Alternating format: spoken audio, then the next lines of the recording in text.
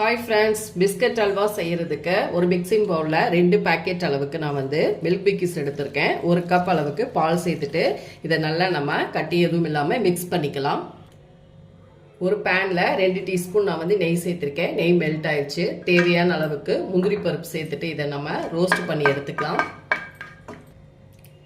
நெய் வறுத்த அந்த முந்திரி வறுத்த மீதி நெய்லே நம்ம பிஸ்கட் கலவையை சேர்த்துட்டு நல்லா கை விடாமல் நம்ம கிண்டிக்கணும்.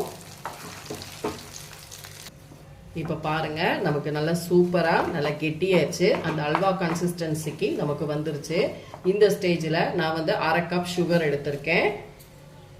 2 பாக்கெட்டுக்கு 1/2 கப் சுகர் எடுத்திருக்கேன். நீங்கள் நிறைய ஸ்வீட் சாப்பிடுவீங்கன்னா இன்னும் கொஞ்சம் கூட சேர்த்துக்கலாம்.